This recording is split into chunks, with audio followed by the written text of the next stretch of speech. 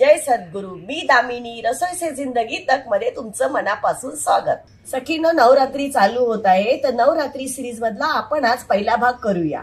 तर आज या भागामध्ये आपण करणार आहोत सर्वप्रथम साबुदाण्याची खिचडी। तर चला सखीनो, आपल्याला लागणारं साहित्य मीठ, जिरे, हिरवी मिरची, साबुदाणा, तूप, शेंगदाणे शेंगदाणे भाजून त्याचा बारीक कूट केलेला आहे आणि बटाट्याचे बारीक असे काप करून घेतलेले आहेत आणि तेल। सर्वप्रथम आपण साबुदाणा आहे तो थोडासा भाजून घेणार आहोत। भाजण्याचं कारण काय? कारण भाजल्यामुळे ना खिचडी खूप छान आणि सुटसुटीत होते।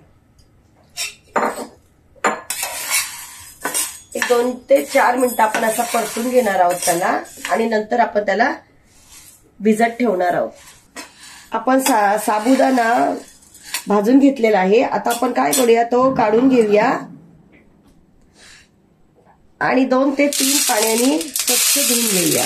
कारण याच्यामध्ये खळ निघते, एक चिकट पदार्थ निघतो, म्हणून आपण त्याला आता धुवून घेऊया। सखींनो, आपण करणार आहोत साबुदाणा खिचडी। तर आपण सर्वप्रथम साबुदाणा 4 तास भिजत ठेवलेला आहे। आपला साबुदाणा भिजून झालेला आहे। आता आपण काय करूया, फोडणी देऊया। तर फोडणीसाठी आपण काय केलेलं आहे, तेल आणि तूप दोन्ही घेतलेलं आहे। सर्वप्रथम आपण जिरे चोळून घालणार आहोत त्याच्यामध्ये। नंतर आपण हिरव्या मिरच्यांचे काप केलेले आहेत आणि नंतर आपण बटाटा मस्तपैकी परतून घेऊया आणि वाफेवरती 10 मिनिटं शिजवून घेऊया। आपला बटाटा शिजत आलेला आहे। आता आपण काय करणार आहोत, साबुदाण्यामध्ये जो 4 तास आपण साबुदाणा भिजवलेला त्याच्यामध्ये आपण चवीनुसार मीठ आणि जो आपण शेंगदाण्याचा कूट केलेला होता तर तो कूट घालून सर्व एकत्र मस्तपैकी एकजीव करून घेऊया आणि आपण तो जे आपले बटाटे शिजलेले होते त्याच्यामध्ये घालून आपण छानपैकी परतून घेऊया। सुरुवातीला एक 10 मिनिटं तरी आपण त्याला छानसं परतून घेऊया आणि परतल्यानंतर झाकणी घालून एक 5 मिनिटं ठेवूया। आपली खिचडी एकदम मऊसूत आणि छान होते। आपण बारीक गॅस करून खिचडी वाफवण्यासाठी ठेवलेली होती। आता आपण बघूया, आता आपली खिचडी एकदम मऊसूत छानशी शिजलेली आहे। सखींनो, असा होता आपला पहिला भाग। तर आपण आज केलेली आहे साबुदाणा खिचडी। तर आपण आता ती खाऊन बघूया कशी झाली ते।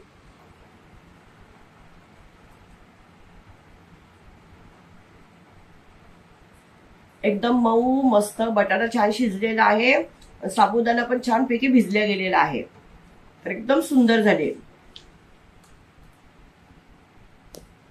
नवरात्री सिरीज मध्ये आपण असेच नवीन नवीन उपवासाचे पदार्थ करणार आहोत। जर तुम्हाला ही रेसिपी आवडली असेल तर माझ्या चॅनेलला लाईक, शेअर, सबस्क्राईब करा।